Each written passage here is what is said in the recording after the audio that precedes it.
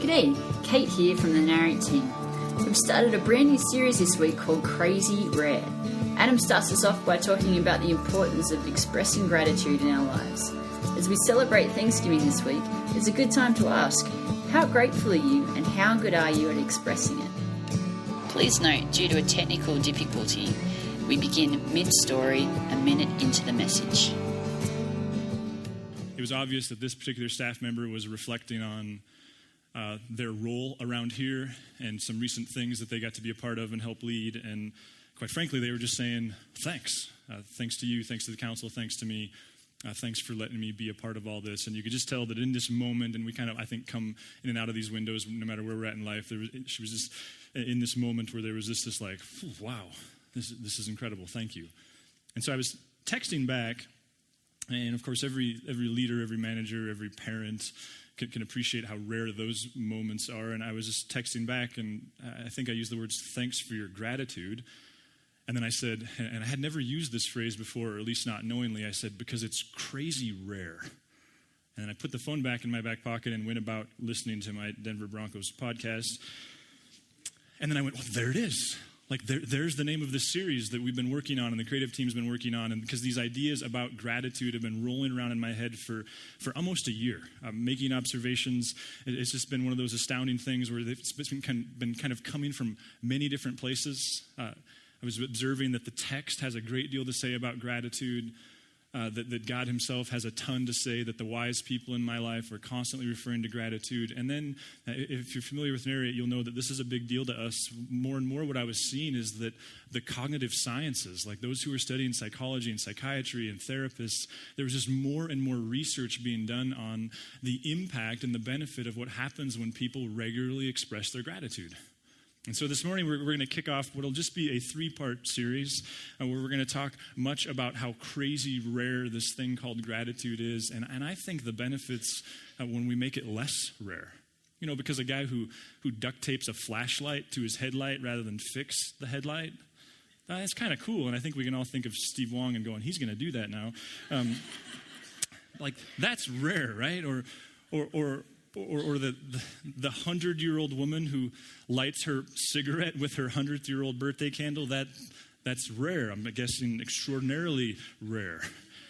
The dance thing that Sarah did, we'll have a dance off here at the end of the series, so we'll see how rare that is. You too can see if you can not move your shoulders and dislocate your hips while dancing all at the same time. That's rare. And part of what we want to do in this series that we thought would be kind of fun was, hence the moniker Crazy Rare with a hashtag in front of it. We thought it'd be kind of fun if you all captured via your iPhones and Android phones the crazy rare moments that you experienced. You know, like the guy with too much firewood in the back of his trucks and it looks like the shock should be going through the bed of his truck. Those types of moments, and you could take a picture of them and hashtag them, and we'll just kind of enjoy that together. But all those things are rare. What I want to suggest over the next few weeks, what we want to kind of bring to the surface is this idea that none of them are as rare as something called gratitude. One of the formative moments for me in this series was, many of you will remember a couple named Josh and Rebecca Sanders. They were pretty vital members around here for about a year. I still remember the first week I met them. I was standing over there. It was the time we just had the 2 gatherings. So it was after the 11, and I think I was rolling up the snake or something, and they caught me by these heat registers over here, and they introduced themselves. It was obvious that they were pretty attuned to the whole church culture thing, that they'd been hanging around long enough to figure out where they were going to connect, and that this was going to be the place that they were going to connect. And they were saying to me, so we're ready to get involved. How do we get involved? And in the course of that conversation, it became pretty apparent that they were both pretty accomplished musicians. And it just so happened, if you will, that also was the first weekend that Kate had arrived here from Sydney and was leading for the first time. And so I knew that the band was in this very unique season where some identity would be getting formed and some new relationships could happen. And so I was like, well, geez, I'm not a genius, but it seems like you guys should go up there and meet her. And in fact, they did just that. They just walked right up on the stage and had this conversation with Kate. And from there, along with all the band members, they became this very vital player within the band. Some of you will remember Rebecca playing those really intricate songs on Christmas Eve last year. They were really big around here. And yet we all knew when we first met them, he has the type of job where he works for a company where they contract with different organizations, and so his company will move him to even a country. They're in Jamaica right now, where they'll spend just a couple years there. And then when they're done with that, he's a programmer. When they're done programming that thing, creating that system, the company bids on another contract and they go to another faraway place. So we all knew that their time here was somewhat temporary. In fact, we knew that they were within a year of probably leaving again. And so I remember this last spring, I suppose, maybe it was like February. It seems like it was a little bit later than that. There was this run of weeks where there was just different things happening miscellaneous within the band. And so one of the two of them, I think, was like played in the band for like 8 consecutive weeks or something crazy like that. And Kate pulled me aside in the office, or didn't pull me aside. She just approached me in the office and said, "Hey, do you think it'd be appropriate for me to like send them some kind of a thank you in the form of a gift certificate or something, just because, I mean, all the band works hard and many of you work hard." And she said, "But just, do you think it'd just be appropriate if I just sent them a thank you?" And I said, "Of course, yeah." And this has been a part of our DNA from the beginning, something that I was taught from those whose shoulders I stand on. And so I don't think we thought much of it. She wrote a card, put a thank you, put this gift certificate in there, sent it off. And it wasn't long after that occurred that we heard that their ship date, if you will, sounds like the military. They're not in the military, but it's similar to that, that their ship date had been received and that they were leaving. And then Kate actually hosted a gathering at her house. So she created this gathering where she invited everybody from the band and everybody from the tech team to come say goodbye to Josh and Rebecca, which parenthetically is like, hey, when we say come serve with us and you'll find community, we mean it. And that's just an example of that those people really do begin to live life together. And so when that happened and that day got put on the calendar, I just had one of those moments. One of my personal disciplines is I try to write at least one thank you card a week. Don't always do that successfully. But this was one of those thank you cards that didn't take any work to write. I just had one of those moments, sat down at my desk, filled out this thank you card. And really what I wanted to say to them was that I wanted them to know how vital of a role they played in helping Kate connect around here. They were this couple, and they had a lot in common, and they don't have kids. And so I think Kate would be the first to say that, along with many others, that they played a very vital role in helping her, find home here in Helena. And so that's what I was expressing to them is, man, you're going to be missed, and thank you. Like, I can see that you were used for such a time as this in a very unique way. Well, fast forward then to the going away party, and I don't know what the occasion for it was, but Teresa and I showed up late. Most of the band had already left, which was fine with me because I am a very social person. Just kidding. I like people. But we walked in late, and most people were already gone. And Josh, you know those moments where someone like kind of pulls you aside, and you can tell, like, okay, we're not just playing Barbies here. He's got an agenda. And that's what Josh did. And I kind of sidled me up against this wall, and he started talking. And then he said something, and to be honest with you, that this moment was, if there's a single moment that led to the series, it was this moment. He said, Adam, I've been a part of church my entire adult life. He said, I was on staff at a church while I went through grad school and undergrad school when I was going to college in Missoula. He said, I got to tell you, that was the first, the thank you card from Kate, he said, was the first thank you card I'd ever received from a church. Now, this isn't about bragging about Narrate, because there's lots of you that deserve a thank you card that haven't received one. And I kind of picked my jaw up off the ground, because to be honest with you, we spend a significant resource trying to thank people adequately. And I went, wow. And then he said, and that one I got from you, like that was the first time I've ever received a thank you note from an organization leader that I've ever been a part of. And that, I didn't have the moniker, I didn't have the crazy rare in my head, but I walked away from that going, yeah, this gratitude thing it's scary rare. It's crazy rare. And maybe we've grossly underestimated just how valuable it can really be. When you dig into the research being done, there are clinical studies being conducted, have been conducted. This is one of the most researched things in about the last 15 years of time out there, according to Henry Cloud and John Townsend anyway. And when you do the research out there, what you begin to see is that people who regularly practice gratitude have higher levels of happiness. They have higher energy. Their perspective, this is crazy. People who regularly practice gratitude have a more positive outlook on the future. They're less materialistic, less envious. I mean, the benefits of this crazy rare thing, even if you only look at it from your own perspective, are kind of overwhelming. There's a psychological thing out there called splitting. Any of you ever heard that before? It's actually a psychological phrase called splitting. Once I describe it, you'll go, I do that. Splitting is when something is either 100% good or 100% bad. So a psychiatrist, when they're working with somebody and they have this tendency to either love their job or loathe it. Like they have the best boss in the world or the worst, the best spouse in the world or the worst. That's a psychological habit. It's an immature habit that children struggle with and adults are supposed to grow out of called splitting. And what the research says is a person who regularly practices gratitude can break down the tendency towards splitting in their life because they begin to learn that things aren't always all good, even if your adrenaline is telling you everything's perfect. And things aren't always all bad, even though the most unspeakable of circumstances might tell you there's nothing good about your life. Heard a story of a therapist who he was very good friends with this very accomplished business leader, and they were the type of friends that, they'd circle up and have lunch once a quarter or so.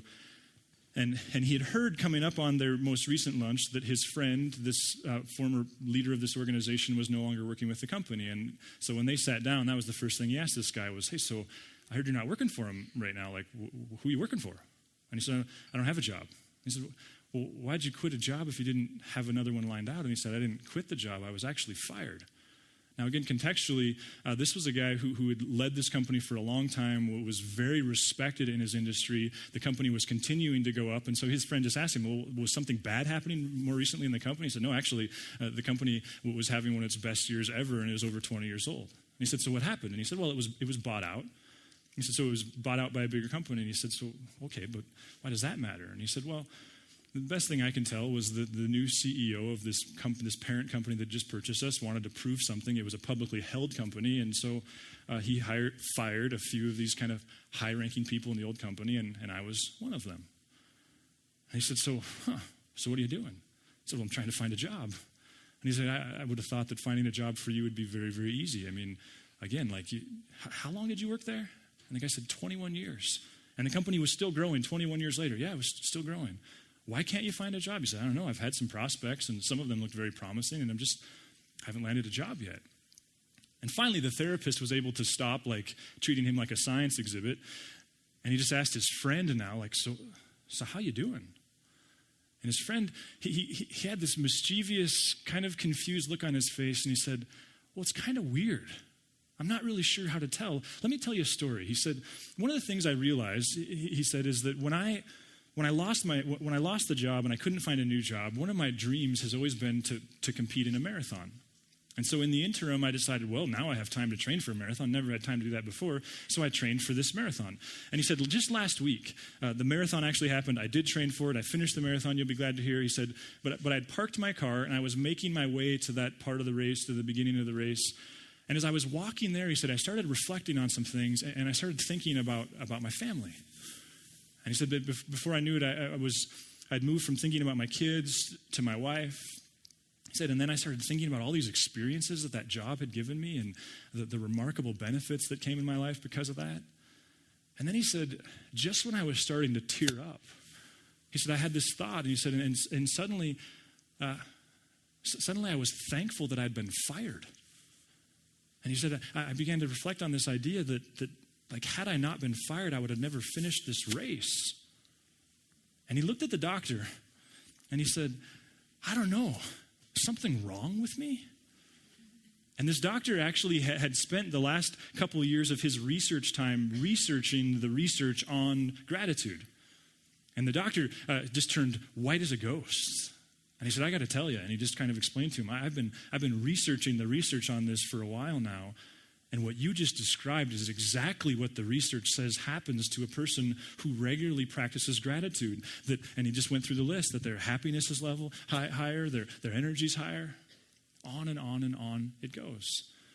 So the question, I guess, that I want to ask, and we're going to ask it from a few different angles over the course of these next few weeks, and it just feels like an appropriate time to do that as we come up on a national holiday that is, after all, about thanks, is so how grateful are you? And more than that, and part of what I want to try to get at this morning is even more important than that, more important than how grateful are you, how good are you at expressing it? You know, one of the best stories in the Bible comes from Luke chapter 17. And Luke, is there something I need to do? No? Okay. In Luke chapter 17, Now the context is Jesus is walking along and he happens upon these 10 dudes who have leprosy. Now, our eyes kind of glaze over when we read that, but let me just kind of park on that idea of leprosy for just a second. Maybe what's happening with our own recent outbreak of a very contagious disease would help us appreciate what it was like to get diagnosed or labeled with leprosy. Because in this culture where you didn't have these highly sophisticated chamber rooms with gowns and masks and all kinds of things, the only option you had for someone who suddenly turned up with a clearly communicable disease was to quarantine them.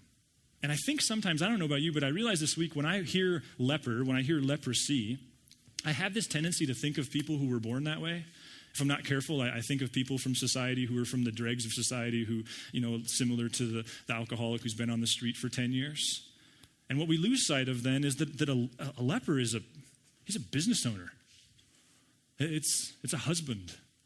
It's a father. It's a local church member. It's somebody who suddenly came up with this contractable disease, visible disease, and suddenly their entire life was taken from them, and the only option they had was what society gave them, because the society was so freaked out by them for good reasons, because the level of medical science was different then, that the only thing they could do was quarantine them, and the only way you got out of quarantine was if a priest said you're clean, but that was kind of hard to do because the only people you got to hang out with were the people who had the disease. And so Jesus is walking through this town, and these 10 guys catch wind that Jesus is coming, and they start shouting to Jesus, "Have mercy on us, have mercy on us." A pretty appropriate phrase for a group of guys who the only hope they had is to hang out with a bunch of sick people and try to get well. Kind of a difficult proposition. And Jesus said to them the most interesting thing. He just said, just go see the priest. Now, in that culture, you would go see the priest when, in fact, you were clean. That was your ticket back into your own home. That was the ticket back into your marriage and into your business and being a parent to your kids again. And the text says in verse 17, as they went, they were cleansed. So they're walking to see the priest, and as they went, they were cleansed. And then watch what happens. One of them, when he saw he was healed, came back praising God in a loud voice. He threw himself at Jesus' feet and thanked him. And that was a Samaritan. Now, a Samaritan, that's kind of a shot at the Jewish people, of course, because that would have been the people who were least qualifying of God's grace. But Jesus goes, wait a minute. Wasn't there 10? Were there not 10 of you? In fact, he goes on to say, go ahead, next slide. Were not all 10 of you cleansed? Where's the other 9? Like, there's just one of you here. We're not all of you cleansed. Why is there only one of you standing here? What's going on here? Now, John Ortberg, one of my favorite thinkers and communicators, he makes a very astute observation. At least I think it's astute. I guess that's for you to judge. He suggests that, don't you think, that if you were to chase down the other 9 and say to the other 9, wait a minute, aren't you grateful? What do you suppose they would say? Absolutely, I'm grateful. I got my wife back. I got my kids back. I got my house back. I get to sleep in my own bed. I don't have to sleep with those stinky guys anymore. I can go to work now. I can go back to synagogue on Saturday. Grateful. Are you kidding me? I'm incredibly grateful. See, this exposes, and this is where, when I first ran into this in the research, this is where I went like, wow, we've got to talk about this. See, what the research would say is feeling gratitude, feeling grateful, does nothing for you. The difference between the person who feels grateful and the person who never feels grateful, there's really no difference whatsoever. All of the happy, more energetic, less materialistic, all of that, the person who experiences that isn't the one who feels it. It's the one who expresses it. It's the person who has regular habit of expressing. See, that's what Jesus is saying to these guys. I don't care whether or not you feel grateful. That does you and me and anybody else no good whatsoever. What matters is if you're expressing it. In fact, let's think of it this way. How would you rate your own level of gratefulness? 0 to 10. 10 is you're like the most hallmark annoying person in the world. 0 is like you grovel all the time and you have no friends because that's all you do is grovel. So between 0 and 10, give yourself a number. Just kind of pick on the scale of 0 to 10. Okay, and let's do this too before you pick your number. Nobody gets 5, right? Because that's the cop-out. I'm a 5. Nobody gets to be 5. You can be 4 or 6, 3 or 7, 2 or 8, 1 or 9, 0 or 10. Nobody gets to be 5. Got your number? Now I want you to turn to who you came with and just very quickly, simultaneously, just say your number. Okay, ready? 1, 2, 3. No laughing. My wife's laughing, and I didn't even tell her my number. Now, let me warn you. What the research would say, and I think what Jesus is pointing out here about the human condition, is that we talk often around here about the things that are hard to see in the mirror. You know, like lots and lots of things are really, really difficult to see in the mirror. Nothing's more difficult to see than a failure to be grateful. And here's why. Because if someone came up to you and they said, man, you're ungrateful. If your wife said to you, or your husband said to you, or your kids said, man, you're ungrateful, what would you do? You would reference in your head, wouldn't you, all the times you felt grateful. It does no good. In fact, here I think would be a challenge to this week is now that you've committed to the other one, your number, I think a great conversation would be, okay, so did you laugh when you heard my number? Like, is that your experience of me, that's your level of gratitude towards me, towards your job, towards people, towards life? Because see, the catch here is feeling it, who cares? Andy Stanley, I think, says this best. Listen to the way Andy Stanley says it. People experience unexpressed gratitude as ingratitude. That's what Jesus is saying. Good job. You feel grateful. That does nothing for you, and frankly, it does nothing for me as the one who healed you. 10 were cleansed. 1 had the practice in place in life to actually capture the moment and express the gratitude. Now, what's fascinating to me is if you were to begin, and many of you, depending on your varying levels of familiarity with the text, I challenge you. Go back to all those familiar places in the Bible where it talks about gratitude and begin to look. Does God tell you to feel grateful? Or does he tell you to express it? See, over and over and over again, and here I'm just going to shotgun blast you with Scripture. Let's listen, start in chapter 30 of Psalm, verse 11. You turned my wailing into dancing. You removed my sackcloth and clothed me with joy. I was broken, I was hopeless, is what he's saying. That my heart may sing your praises and not be silent. Lord my God, I will praise you forever. Is David feeling something? Or is he feeling something and doing something with that feeling? In Psalm 35, verse 18, I will give you thanks in the great assembly. Among the throngs, I will praise you. What is David saying? Hey, part of the reason why I go to synagogue, part of the reason why I go to temple, is because it gives me an active way to express my thanks to God. And of course, in that tradition, everything from the giving they would do, to the serving they would do, to the singing they would do, it was all about expressing gratitude. And hopefully, part of the work we do to put in and get ready for Sundays, that's part of what we're trying to do. But the reason those guys are wiping down toys is so that your kids will enjoy being there and they will have their own good experience, but at the same time so that you can come up here and you have this practice in place where you get to not just feel grateful, but express it. In Colossians, Paul, and man, these are all over Paul's writing. I just want to take you to one. In Colossians 3:17, and whatever you do, whether in word or deed, do it all in the name of the Lord Jesus, giving thanks to God the Father through him. What's he saying?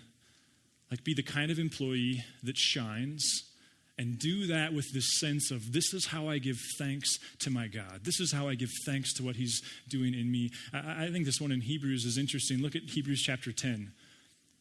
The author in that one's kind of a mystery. He says this, and let us consider how we may spur one another on toward love and good deeds, not giving up meeting together as some are in the habit of doing, but encouraging one another. In fact, in the early church's thinking, part of the purpose of these types of gatherings was because you would express gratitude to one another. You would spur one another on.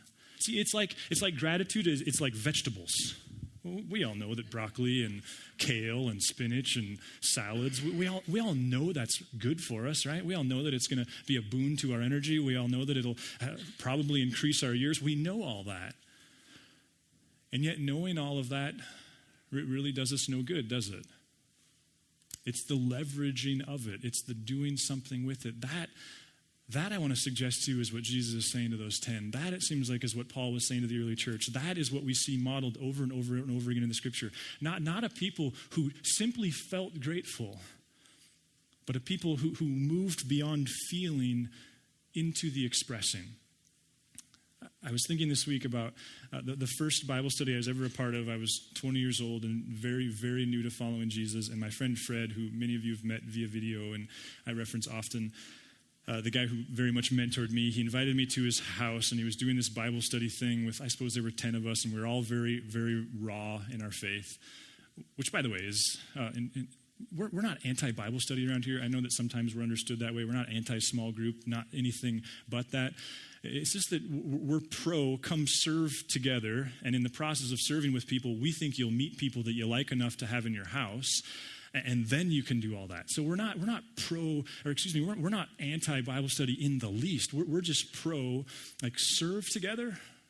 And then you'll meet some people that you can actually dig deeper into life with. And there's small groups all over this place. And what I love is we didn't start them, because we think the church, when we start small groups, we overpromise, underdeliver. But you all have started them by the nature of serving together and meeting people, all that. Anyway, so I'm sitting at Fred's house. Just want to kind of put that out there. Like, let's not be misunderstood there. Because otherwise I'd be a hypocrite. Because here I was at 20 years old, sitting in this Bible study. And I think the perpetual question, like, what do a bunch of 20-somethings, especially 19, 20, 21-year-olds, when they're sitting around in this wise sage's living room, what were you asking when you were 21 years old? What's God's will for my life? That was the refrain, I think, over several weeks. Fred, how do I know? How do I know whether I should go get this degree or that degree, whether I should date her or her, whether I should move or not move, whether I should take this job or not?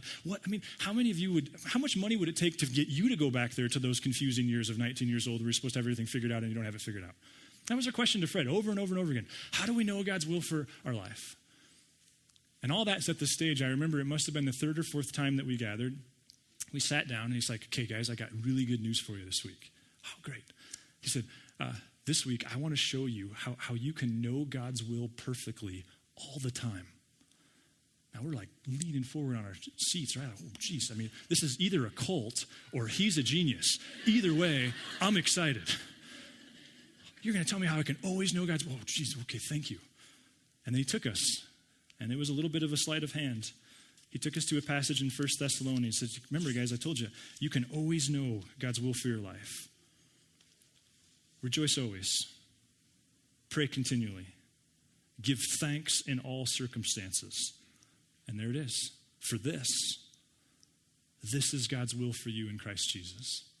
Now, next week, we're going to talk about the advantages and disadvantages of being the type of person who can do it in all circumstances. But what if?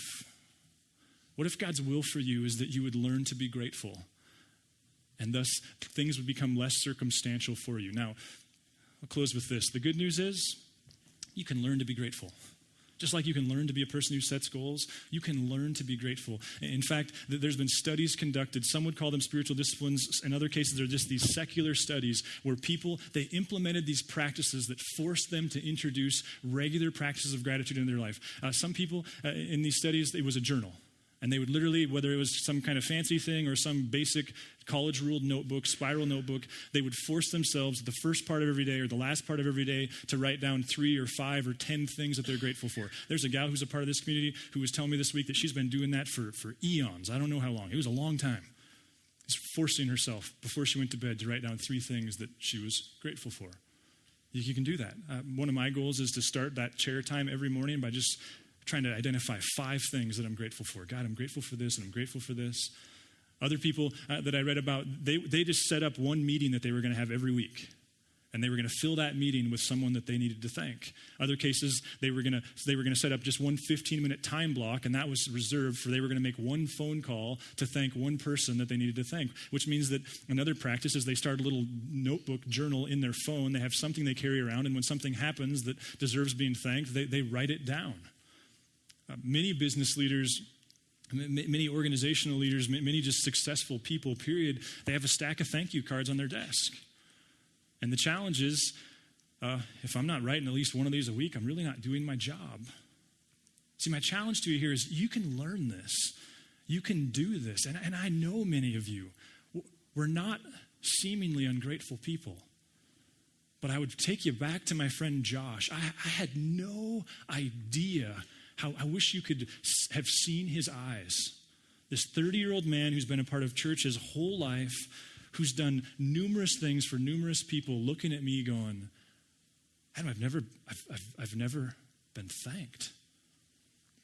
I challenge you. What if it would be a boon for you?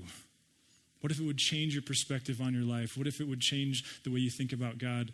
And what if it would go a long way to you being the kind of person that served others? Now, here's one of the things that we've done is there's a stack of thank you cards on that heat register back there. And in this series, we're just going to keep that thing supplied. And in fact, our invitation to you is if you want to fill it out here and address it and throw it in the basket, like Sarah will put a stamp on it and mail it for you this week. And you go, stamps are expensive. I know, who uses them anymore?